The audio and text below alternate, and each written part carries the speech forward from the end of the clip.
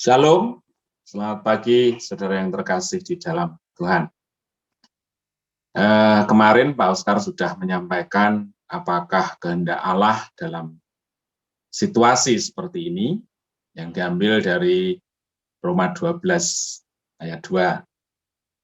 Jadi sekarang kalau pertanyaannya saya balik begitu, mengapa manusia dalam kehidupannya sulit untuk mengenal kehendak Allah? Ya, di Roma 12, jangan kamu serupa dengan dunia ini, tapi berubahlah oleh pembaruan budimu, sehingga kamu dapat mengenal kehendak Allah, manakah yang baik, yang berkenan, dan sempurna. Pertanyaannya adalah, mengapa manusia dalam hidupnya sulit untuk mengenal kehendak Allah? Jawabannya adalah karena di dalam diri manusia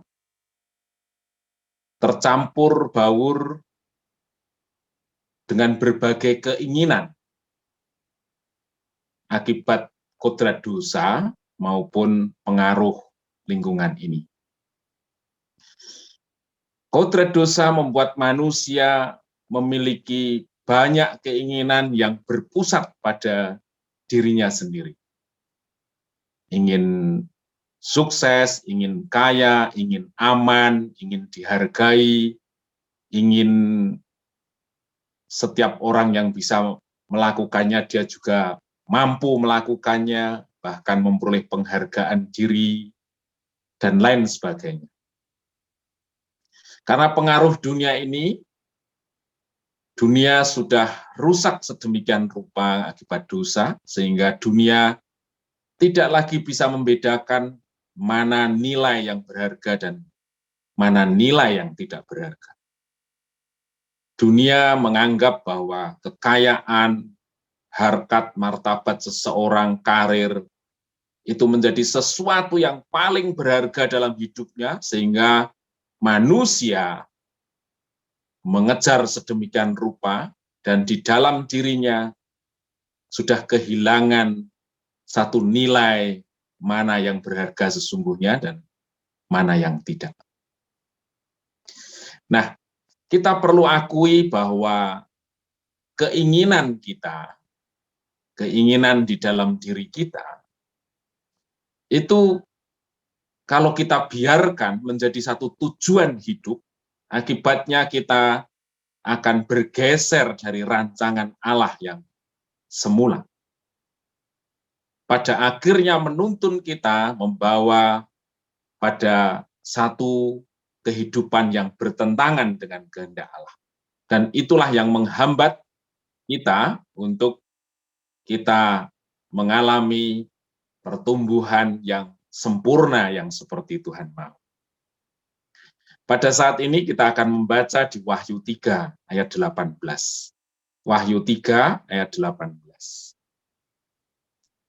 Demikian firman Tuhan, maka aku menasihatkan engkau supaya engkau membeli daripadaku emas yang telah dimurnikan dalam api, agar engkau menjadi kaya, dan juga pakaian putih supaya engkau memakainya, agar jangan kelihatan ketelanjanganmu yang memalukan, dan lagi minyak untuk melumas matamu, supaya engkau dapat melihat.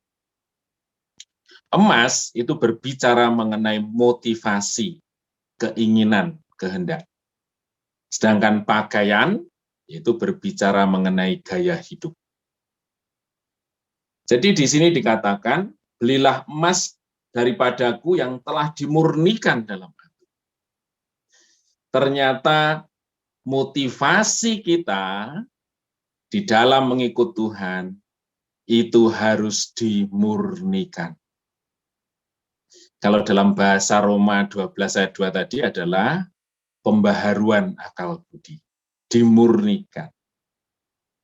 Nah, bagaimana memurnikan? Ya, itu merujuk pada proses untuk memurnikan emas. Kita dilewatkan pada satu berbagai persoalan, kondisi, di mana seringkali meruntuhkan harapan kita. menghancurkan impian-impian kita yang menjadi tujuan hidup kita, agar motivasi kita diluruskan kembali untuk bisa memaknai nilai mana yang paling berharga di dalam hidup ini. Ketika seseorang mengandalkan harta dan kekayaan, Tuhan izinkan pandemi ini untuk Tuhan berbicara bahwa harta dan kekayaan bukan segala-galanya. Ketika seseorang menginginkan atau tujuannya itu mencari kemapanan dalam hidup ini, pada suatu saat Tuhan izinkan proses di mana kita digoncang sedemikian rupa sehingga akhirnya kita bergantung penuh kepada Allah. Motivasi kita perlu dimurnikan. Gaya hidup kita perlu disucikan kembali oleh Allah. Tuhan suatu saat mengizinkan kita kekurangan, karena kita sering membangun hidup ini dengan berbagai macam aksesoris untuk menunjukkan kemewahan, untuk menunjukkan keinginan yang tidak seperlunya, dan lain sebagainya, sampai akhirnya Tuhan menunjukkan nilai kehidupan, gaya hidup yang sesungguhnya. Nah, di sini dikatakan bahwa motivasi dan gaya hidup, artinya motivasi yang tidak dimurnikan dan gaya hidup yang tidak kudus, tidak berkenan, di sini dikatakan kita adalah sebagai orang yang miskin di hadapan Allah. Jadi sesungguhnya orang yang kaya dan orang yang berpakaian putih itu di hadapan Allah adalah orang yang memiliki keinginan dan kehendak Allah dan gaya hidupnya Tuhan. Jadi saudaraku, mari kita sungguh belajar untuk menikmati proses ini, agar pada akhirnya kita bisa melihat kehidupan yang berkenan di hadapan. Di sini dikatakan, supaya engkau memakainya, supaya engkau mengenakan motivasi ilahi, supaya engkau mengenakan pakaian yang suci, gaya hidupnya Tuhan, agar jangan kelihatan ketelanjanganmu yang memalukan. Dan lagi minyak untuk melumaskan matamu, agar kita bisa melihat setiap nilai kebenaran yang Tuhan inginkan hadir dalam hidup kita.